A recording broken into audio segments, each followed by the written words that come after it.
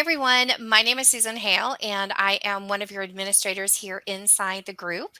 Thank you for joining us for today's workshop. I'm excited about today's workshop. I think you will find it uplifting and inspirational. Our goal is to give guidance to both parents and to children as well. But before I dive into any more information, let me introduce our guest. And so our guest today is Becky Alexander. So welcome, Becky. Hello. We are so glad that you are here. And just to share just a tiny bit about Becky, Becky is an author. She's written different books. She's written, I had the pleasure of reading one of her children's books about a little girl and her interest in science and nature. And it was really fun. And then I also had the pleasure of reading another one of her books, and I'm going to show it to you. It is called One Smile, One Arm. Make sure everyone can see that okay. And I know she's written some other books as well. So I'm excited. She's an author and she's a children's minister and also a mom of two lovely children. So that is a little bit of an introduction from me about Becky. And like I said, I want today's workshop to be some uplifting and inspiration for both parents as well as children, especially for parents that might be raising children that are experiencing either physical or learning challenges, and give some inspiration to parents as well as how to help them with their children, or maybe they themselves are experiencing physical challenges or learning challenges. And then I also want to give inspiration and guidance, if you will, for parents that might interact or have children that interact with others that have either a physical or mental challenge or learning challenge, and how we can interact effectively with them. So, Becky, I'm so excited that you are here, and thank you for doing this workshop. And so, like I said, I read your book. I'm so inspired by it. I loved Thank you. reading it, and I'm going to base a lot of my questions and comments all related around your book. So, first of all, thank you for writing the book. The book that I'm going to refer to today is One Smile, One Arm. And so I've talked enough, Becky. So now I want to hand this over to you. And Becky, if you will, tell us a little bit about yourself. Okay. All those things you said, I'm involved in all of that. But I think the one thing that maybe makes me a little unique is that I don't have a left arm. I was born without a elbow, forearm, and hand on my left side. And I also had some other challenges at birth. My left leg was turned inward, and my mother and father had to deal with those medical issues right after my birth. But I've lived a life that I've loved, and I like to share with parents and kids that they can have a wonderful life as well, even if they're facing challenges like I've had to my whole life. And I got my first prosthetic arm at 1 year old, so I've been wearing it all my life. Wonderful. Thank you for sharing with us about you. And so I'm going to go ahead and start diving into your book because, like I said, I picked out Becky's book is wonderful. So I'm going to just talk in general. Becky's book is wonderful, is a great resource for all parents, and some guidance here. So I'm just going to kind of pick out some nuggets from her book, and we can share on that. And like I said, our whole goal is to provide some inspiration, some guidance, and some uplifting here. So the first thing I want to talk about, it really kicks off right in your book, and it talks about a mother's voice. And these are not your titles; I just kind of pulled them.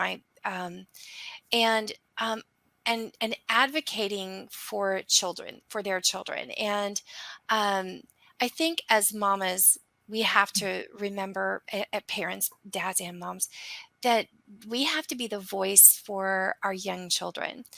And Becky, I was so inspired by your mom's voice for you as this new infant.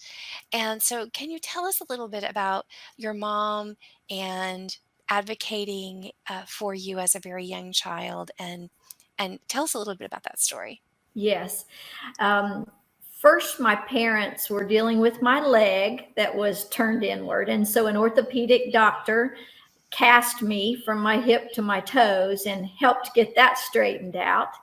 But then they felt like I needed a prosthetic arm so that I'd be able to crawl, pick things up, pull up, those kinds of things. So my mom really took the reins and started figuring out how to make that happen. She found out that you have to have a prescription to do that to start with. She went to our pediatrician and she was shocked at his answer. He said, "No, I'm not going to give you a prescription. You need to let Becky get old enough to decide for herself if she wants a prosthetic arm." Well, my mom didn't really think that was what was best for me. So she went to another doctor, and the second doctor told her the same thing. Apparently, it was the going thinking in the medical community at that time. She went to a third doctor. Guess what he said? No, give it time, let her get older. Fourth doctor, same thing. So my mom's only 20 years old at this time. I'm amazed at her guts to keep going and keep trying, because I believe maybe as a mom, if all those doctors had told me, hey, this is what's best for your child, I might have said, okay, yes, sir, yes, ma'am, whatever. But she just knew in her heart that I needed to have that prosthetic arm. Frustrated but not giving up, she sat down at the kitchen table and she wrote a letter to the President of the United States of America. Now, at that time, it was 1961, so the president was John F. Kennedy. It responded very quickly within a few months. I'm sure it wasn't John that responded, but it was his administration that did. And I think I was fortunate because he was very involved in Crippled Children's Foundation because he had a disabled sister. He helped children all across the nation and helped get the things that they needed to get the prosthetics that they needed. And so a letter came from the Kennedy administration, and it helped my mom get the prescription she needed. And on my first birthday, February 5th, 1962, I was in a prosthetics facility in Grand Rapids, Michigan, being fit for my first prosthetic arm. About a month later, I had my first arm. I think that is so awesome. And I guess my takeaway from this chapter was, mamas, we do know what's best for our children, and keep going and be an advocate for your children. And it might take some real strength and courage and really pursuing, but do follow your heart and do whatever you feel it takes to be that advocate for your children. Today, Susan, they put prosthetics on children at 6 months. See, she knew. Mm-hmm. Yeah, that is so awesome. So thank you for sharing about your mom. And another nugget from your book that I thought was really, really interesting was I want to talk about interactions and how our interactions matter. And I want to talk about how important it is that we support adults and children when they have new experiences, whether it might be a physical challenge or they might have a learning challenge, and how we need to be supportive to these new experiences and the new joys that they're having in their lives. And so, Becky, can you kind of give us a little bit of guidance for parents and children and on this? And I guess I'm kind of going to, gosh, you wrote some great chapters in your book, and I'll touch on a lot of different ones. But if you don't mind, give us a little bit of guidance on that. Sure. I'm talking about the teacher particularly. Yes, with second the grade. New watch. Yes. I describe it as one of the happiest, most exciting days of my life. As a child with a challenge, I had always worn a hook on my prosthesis. That was what was most durable, most lightweight, that sort of thing. But of course, it doesn't look great. And so in second grade, my family was able to purchase a prosthetic hand.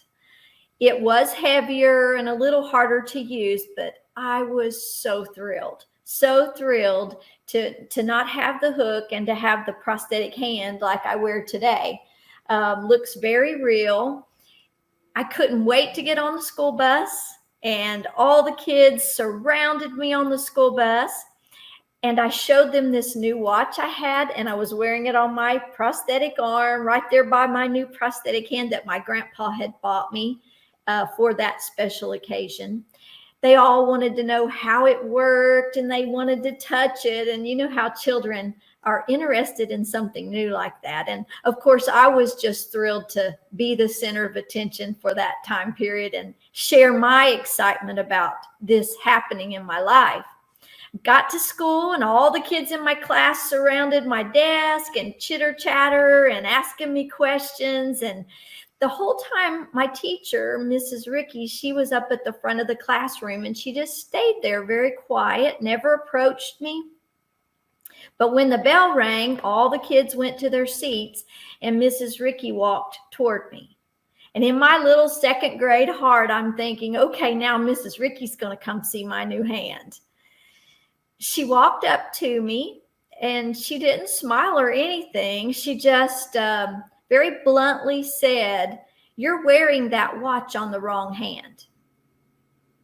I was a little confused. I wasn't aware you had to wear a watch on a left hand or a right hand. And I'm thinking, did she not even notice my new hand? All she's talking about is my new watch. And she turned around and walked back to her desk. I didn't really understand what had just happened. But that spunky mom of mine, when I got home and told her what happened, she had a response. I could tell she was pretty irritated by that. And she told me, "You can wear your watch on whichever hand you want."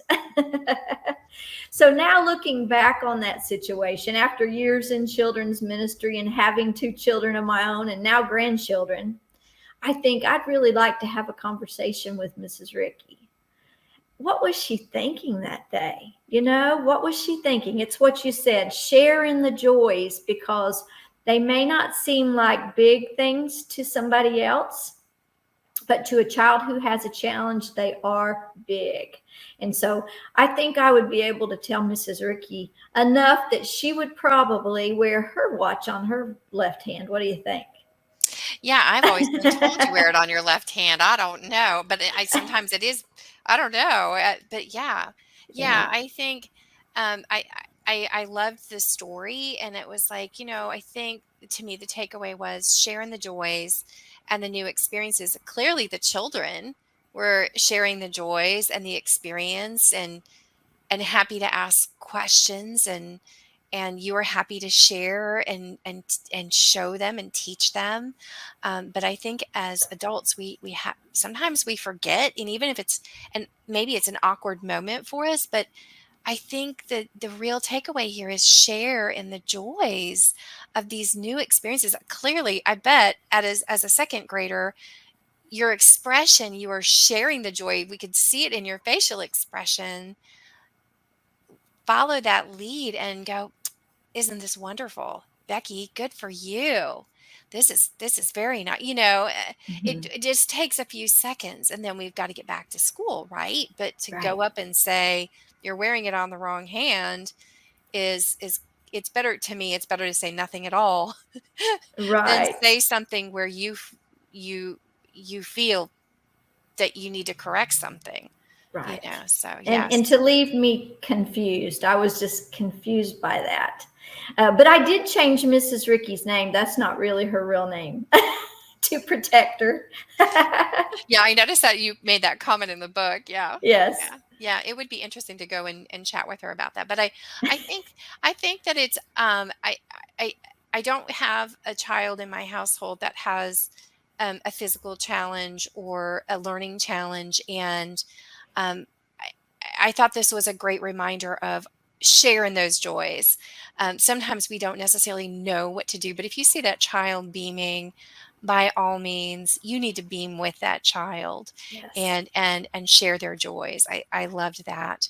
On that note, I want to move into another chapter within your book and bring up a Okay. point here of again some great takeaways on this was how we need to be kind and help those with challenges, whether they are physical or mental challenges.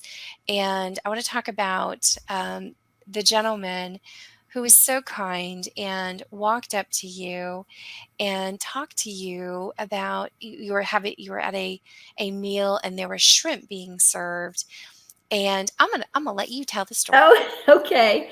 So his name was Dan. I was on church staff as a children's minister, and we had went to a conference. The hosting church held a dinner for us upon our arrival before the conference started. And Dan was there serving the food, and they had boiled shrimp for us and had barbecue and coleslaw and potato salad and just a big spread of delicious South Carolina food. I looked at that situation, and maybe this will help somebody, but somebody who has a disability, we step into a room and evaluate the situation. You know, how am I going to hold my food and go through this buffet line? Um, am I going to be able to lean it on top of my prosthetic hand and kind of dip my food with my other hand? Buffets are a little challenging. Or am I going to be able to find a spot on the counter where I can sit my plate, where I can dip from there? And then I'm thinking, oh, I'd love to have some shrimp, but maybe I should just eat the barbecue because I don't know if I can peel that shrimp. I've never done that before, and it looks like it might be a little challenging. But I want shrimp. It looks so good. It smells so good. I went ahead and dipped a little bit of everything, and I got myself 3 shrimp. And I thought, if I have difficulty peeling the first one, I'll just leave it on my plate and eat the rest of the food. Dan was being observant. He walked over and very quietly said, "Can I help you with your plate?" He didn't say it loud where everybody else heard it. And sometimes I'll say, "No, I got it." But that particular day, I just was grateful, and I said, "Yes, that'd be great, Dan. Thank you so much." And then he helped me, and I got seated, and they asked if we needed a lesson on how to peel shrimp, and they were showing us how to do it. When we got finished with the lesson, he quietly walked over and he whispered, "Can I help you peel your shrimp?" I looked up at him. He was over 6 foot tall, just a gentle giant. And I said, "Thank you, Dan." And he peeled those 3 shrimp. It was best shrimp I ever ate in my life. And I was visiting with everybody else at my table. He didn't make an issue of it. I don't even know if everybody else noticed that he did it. He just did it so quietly. But when I finished my 3 shrimp, he was watching out of the corner of his eye because he said, "Do you want some more shrimp?" And I said, "That'd be great." He peeled a whole plate of shrimp for me and just slid the plate over to me. And I enjoyed it very much. But more than the food, it just touched my heart that he cared and he was observant and he offered the help. And he would have been gracious if I'd have said, "No, I'm fine. I will get it myself." But there he was to help me when I really needed it. Absolutely. So I think it's really neat that we have to. I think it's really neat that he did it, and I also think sometimes we need to be reminded that when you see another person experiencing some challenges, that approach them and simply just ask them, and they can accept your offer, or or they can gently decline it. And but again, I would just want some reminders there again to help parents that if they have children that that are dealing with other children that might have some challenges, how can they interact, how to help guide them and how to interact, and then also as adults, how can we also interact to make the situation extremely comfortable for us as well as the person who might be experiencing the challenge. So I thought Yes. that was a neat story. I loved it, and I loved that you said he was a gentle giant. I want to talk about um, the situation where I want to talk about bullying. I want to talk about interactions and reactions. Can you tell us a little bit about the little girl and the situation with your purse? I want to go Yes, into that yes. chapter. So I was in fifth grade. This little girl named Vicky Carmichael, and I did change her name too, so I wouldn't do any damage to her life today. We do things as kids we probably regret, and maybe that's something she regrets. But for whatever reason, she focused on me, targeted me, and she would wait on me at the bus line every day as I was leaving school and getting on the school bus. She wasn't very big. I was always really little, but she wasn't any bigger than me, but she was tough. And I learned later she had 8 older brothers, and that's probably why she was so tough. She would walk up to me at the bus line, pull back her fist, and hit me as hard as she could in my good arm, in my right upper arm. I would stand there and take it, and then she would turn and walk away, and I would turn and go to the bus. I didn't cry. I never told a soul, Susan. Never told anybody. I don't know why. I just didn't know to tell. I think today we have more education in schools, that if you're being bullied, to tell somebody. And I had people I could tell. I had a wonderful teacher, my parents, the bus driver, but I didn't. I just went to the bus, and the next day, here came Vicky again, and she hit me again. All these months went by, and in my mind, I'm thinking, this is just my lot in life. I am a victim of Vicky Carmichael. Well, my spirit is a little spunky too. I guess I get that from my mom. And I, after a while, decided I've got to fight back. I've got to come up with a plan. And I did. I devised this plan that I thought, I don't know if this is going to work or not, but I'm going to try it. Vicky walked up to me at the bus, and before she could hit me, I pulled my purse back and I slung it as hard as I could, and I hit her right in the head. And then I turned and ran for my life. I mean, I really thought she was going to chase me down and kill me that day. And so, here I am running, and I get on the bus and I look around, and she did not chase me that day. And after that, she never bullied me again. I have a chance often to speak in school classrooms about bullying, and I read that story, and the kids just crack up, and they're, yeah, you hit her with your purse. And but it gives me a great opportunity then to discuss, what did I do that I should have done differently? I should have told somebody. Shouldn't have hit her. Something bad could have happened that day.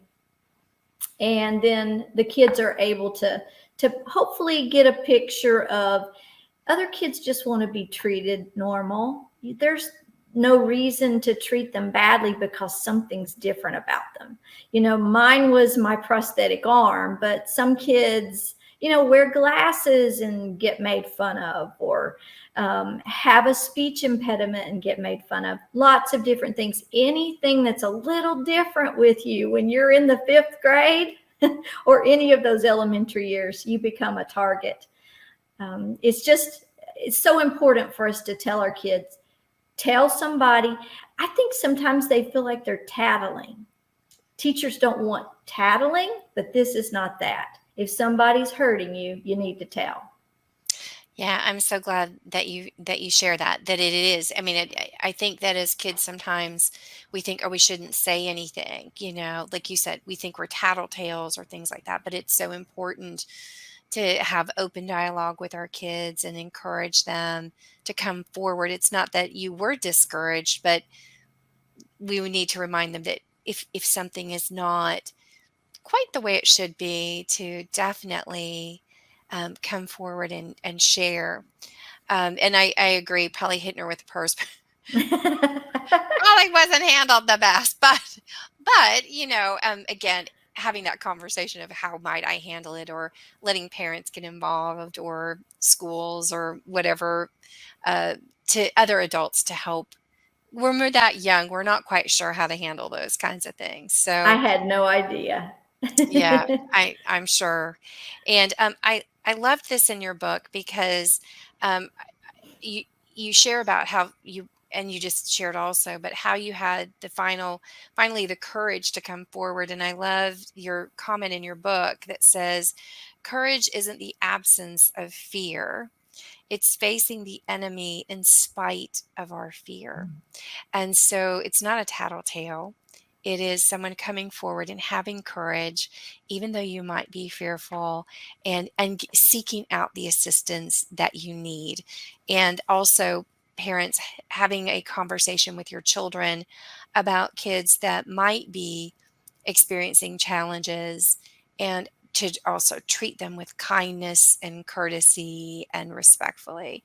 So again, wanting to kind of use this workshop in so many different avenues here. So thank you for sharing that, Becky. Yes.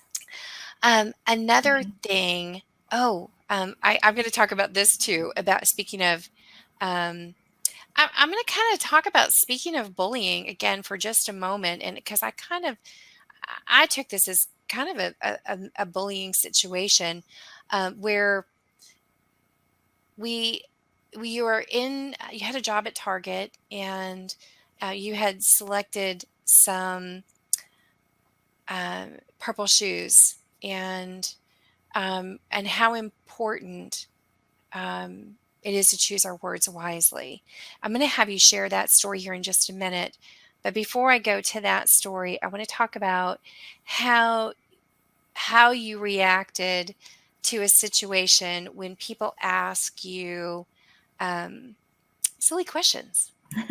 Silly questions. And I loved how you found humor.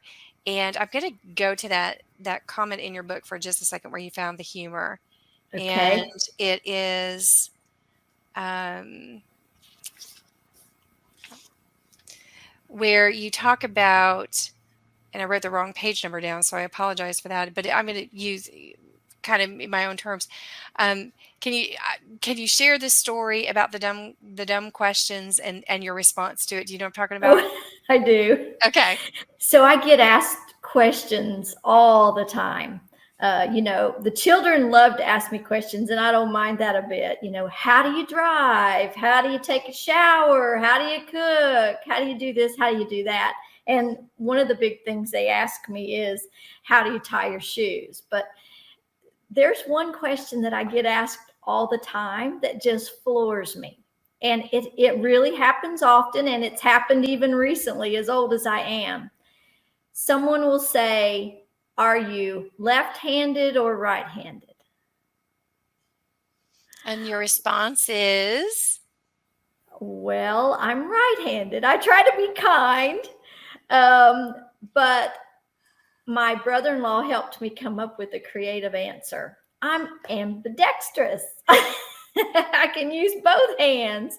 But really, how would I know? How would I know if I was left-handed? I've only ever had a right hand, and that question is hilarious. But people can say some horrible, horrible things within the last year, and I'm 61 years old. You would think all these uh, abusive comments would end at some point in your life, but they don't. A man in a restaurant, he said, I see you have still not grown an arm. Uh, what do you say to that? I mean, he was trying to be funny, but that wasn't funny. It was humiliating. And I just smiled and went on my way, tried not to say anything. But yeah, I get all kinds of comments, and I'm sure there are parents here who can relate things that have been said to their children, and it's tough. It's tough.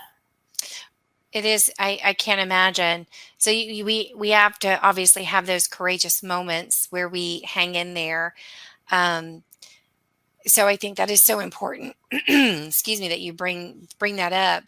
I also want to bring up the point that you with your brother-in-law found a humorous way to handle some of the situations as well. So I want people to know that your book is also it's filled with some supportive scripture.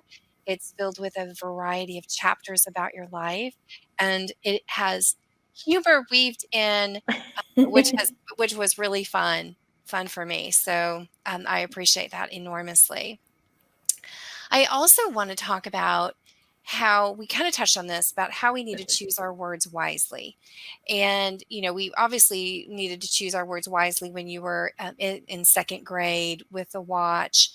But also, I would love for you to share with us about choosing our words wisely as it relates to your story about your experience in Target. Okay. I was a teenager and I had an after school job in the shoe department. So when I would get paid, I would make payments on my little used Toyota, but I would sometimes have enough money left to buy some clothes. And I had a purple skirt and top that matched, and I saw purple heels in the shoe department. So I was good. I didn't try them on or look at them during my shift. But as soon as my shift was over, I put on those purple heels and I went to the floor mirror, and I was admiring them and thinking, yes, I think I might buy these this week. I was getting paid that day.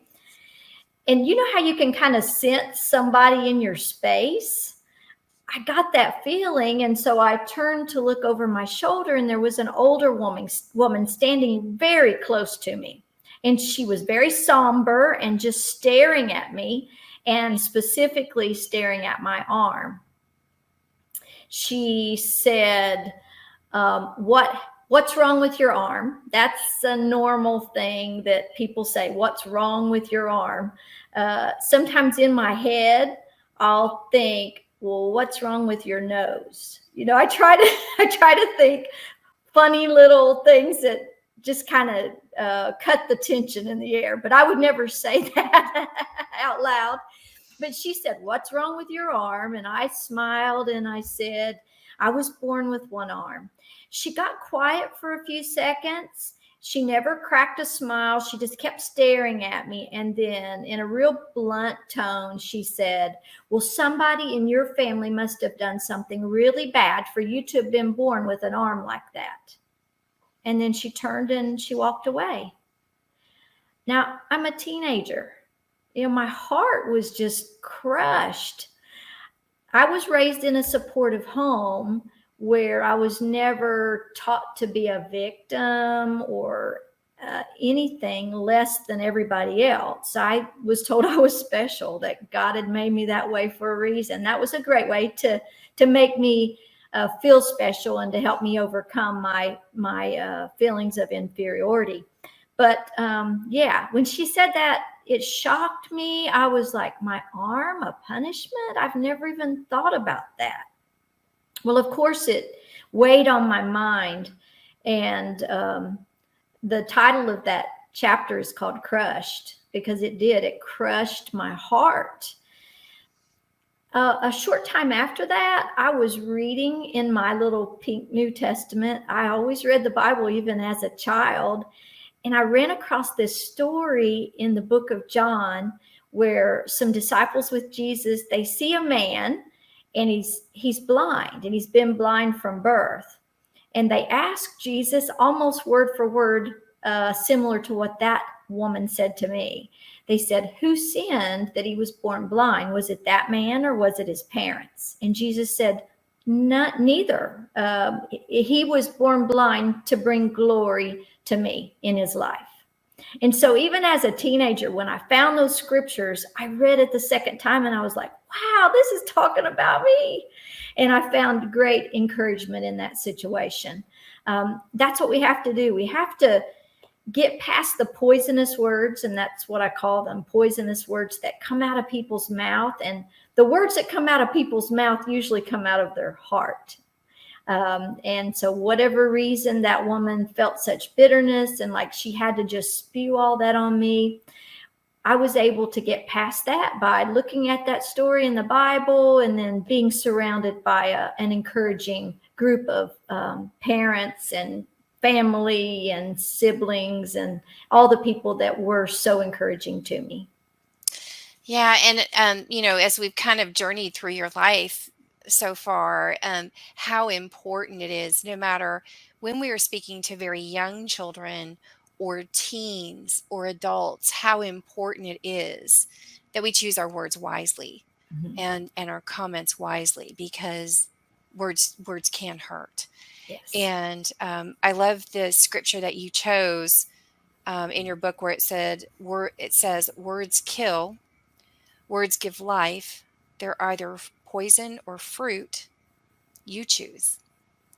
And we need to choose the words that we share with others and the comments that we share with others. It's so important that we're careful with what we say to others. And then also, like you, Becky, you've allowed yourself to kind of go, am I gonna let this word be toxic to me, or am I going to overcome it and allow me to ignore or grow from it? So thank you for that as well. Yes. I think one thing that it tells me is that kids remember, because that's been 50 years ago and I can quote her word for word. So it is so important what we It say. is. It really Yes. is. I think so many of us, if we take just a few minutes and really think about times in our lives where someone's really hurt us, and go as far back as we can in our lives, most of us can go all the way back to our childhood and think of experiences as we move through our lives. But if you can go all the way back to your childhood, words do matter, and we really do have to choose them very, very wisely. Yes. Yeah, thank you. I was also inspired by a story about your dad, and I want to encourage parents that to be creative and go after support and gain ideas from others, or get the ideas of others. And so, Becky, can you share a little bit about that story? Oh, yes. I called it Friday Night Lights in my book.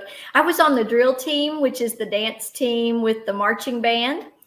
And for 4 years, I had marched and done all the routines. I would stand in front of outside of my porch on my house, because it was all glass windows, and I could see my reflection, and I would make sure that my left arm looked just like my right arm, and we held shakers. And so I was able to camouflage my prosthetic hand very well. Our uniforms were long sleeves, and really, I saw a video years later at a reunion of us performing, and you really could not tell that I was any different than anybody else. So I was impressed myself watching myself as a teenager. But this one particular routine, the captain of our drill team, she pulled out these gloves for us to wear. Instead of our shakers, we were going to wear gloves, and they were going to be white on the outside and red on the palm. And we were going to flash all white at some points and all red at some points and do all these different movements. So while she's telling this, my heart's just sinking, sinking, sinking, because I can't turn my prosthetic hand at the wrist to do any flashing of different colors, and I can't even straighten my fingers out. They're just in a standard position, kind of like this. I went home, and at supper was sitting at the table with my family, and I told my dad what had happened, and I said, I haven't missed a game all these years, but I think I'm going to have to sit the bench for this routine. He said, let me think about this. Now, my dad was really good at fixing anything, building anything. He was a machinist in a steel mill. He said, don't give up just yet. He went to work, and he apparently told all of his machinist buddies what was going on. And of course, they're all kind of geniuses as far as fixing and building. They started thinking about it. How can we help Becky get a hand that does this? Now, they're not prosthetists, right? They're machinists in an Ohio town, a small town in Ohio. But one of the men, his name was Gene, he said, "What about an ice cream scooper? You know, this kind right here." Are you familiar with these? I So am. there is a lever that you push, and it pushes the ice cream out while another lever goes along the inside. But the actual mechanism right here, it's rotating. So he said, could we somehow use the mechanisms from an ice cream scooper to attach to Becky's wrist and fashion a hand and somehow get it to rotate like this? They all started thinking about it.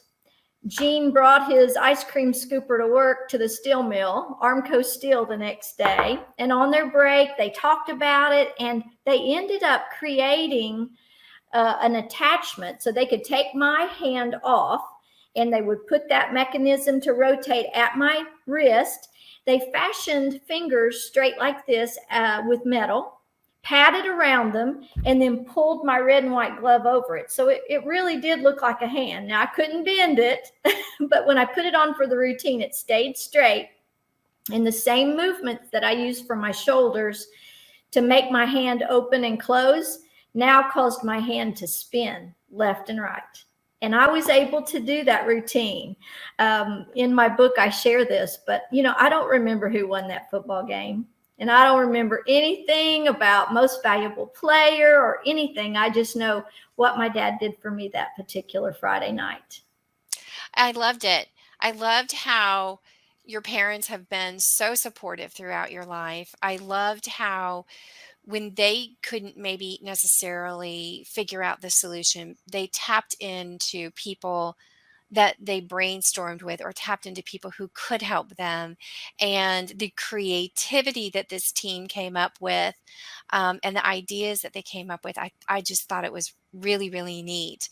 And I thought it was a neat message to parents that if you're finding challenges, tap into your community, tap into other parents, and see what creative ideas you can come up with to support kids that are, or even adults that are facing challenges, because great ideas come from working together as teams. And so, one, I love that you had very supportive parents and were big advocates for you, but also knew when they needed to tap into team members, team members as in people in their community, that they did that and helped set you up for success. And I want parents to set their children up for success as well. So loved that story. Mhm.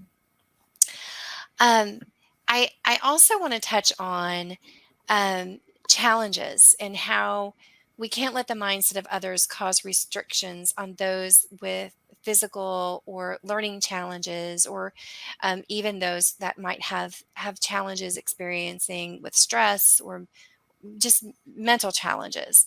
And so we can't let the others restrict us on that. So I kind of want to touch base on your kids. Okay. And I loved how in the last chapter of your book, how your son wrote um, about you and an essay that he did. So will you share on that? Yes. I was trying to find a scholarship for him to apply to help us with college. There was one year that I had two children in college. I ran across a scholarship for children of parents with disabilities. And my son's a little comical, but I said, "You can win this one because look at me. I'm so, messed up." And we just joked about it. But he did. He sat down and he wrote the nicest essay about how he had watched me and it had taught him that he could do anything in life. I mean, it just absolutely touched my heart. When I was writing the book and wanted to put his essay in there, I thought, do I edit his words, And I thought, nope, I'm going to put it word for word, just as he wrote it as a high school junior. and it blesses me every time that I do read that. He did not win the scholarship. But it is really neat, and you did include it in your book, and I loved it. And I loved what he wrote in here. It says, um, has made for him, it has made him aware that a disability has as much power as one gives it. I loved that. I loved what he said in there. And I want to share with parents that I think I think this book is absolutely excellent, whether you yourself are facing challenges or if you have a child that is experiencing challenges. I hope that you'll tap into Becky's book because, like I said, it's uplifting. It is also excellent for parents that they themselves or their children aren't experiencing physical challenges or learning challenges and how to interact more effectively with those that are experiencing them. So Becky, I thank you for writing the book and I thank you for sharing it with me. And I hope that other parents will check it out and get inspiration from it as I did. And so on that note, um, so Becky, how can parents connect with you and access to your many books that you've created? Okay. I have a website called happychairbooks.com, and One Smile, One Arm is on there, as well as the children's book, Clover's Wildflower Field Trip, and all the other things that I've contributed to. There's also a website.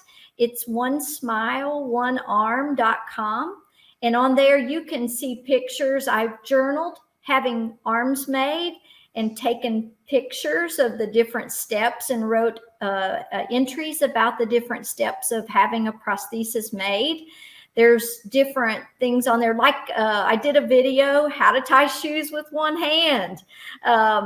It's on YouTube, and I did that for my daughter's classes. She was teaching in elementary school, and they kept saying, I can't do this. She's an art teacher. So she said, I tell them about you, Mom, and I just want you to tell them how they can do it, even if it's hard. And so I did make a little video showing how you do tie your shoes with one hand.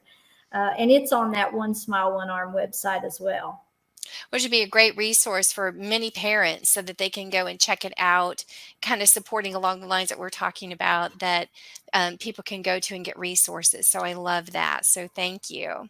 And I'll make sure that I believe I've already put the website in the comments above today's workshop, but if I haven't, I'll make sure that I get it up there as well. So one last little thought here in our wrap up. Any words of encouragement that you'd like to share with our families, Becky? Absolutely. The one thing that I've learned over the years is that every person has a challenge. Some of them aren't as obvious as mine, but every person has a challenge. And the way I maneuver my life is I make adaptations and figure out how to do things and then just go on and live my life. And that's what I would encourage kids and parents to do with whatever their challenge is, because you don't want to miss a minute of this great life. Wonderful. Thank you. Yes, it is a wonderful life. And so thank you so much. Becky, this has been absolutely wonderful. And thank you for writing your book. Again, the name of Becky's book is One Smile, One Arm, and you can go to her website. And so, Becky, thank you for sharing with us. And thank you for writing your book. Oh, thank you, Susan. I'm so thrilled to get to speak with your homeschooling group as well. Thank you. Thanks, everyone, for joining us for today's workshop. We are so excited to have you here. I'm hoping that today's workshop was an uplift for all of us and gave us some fresh and new ideas. So thanks, everyone. Again, thank you, Becky, and we'll see you all soon. Bye for Okay, now. bye.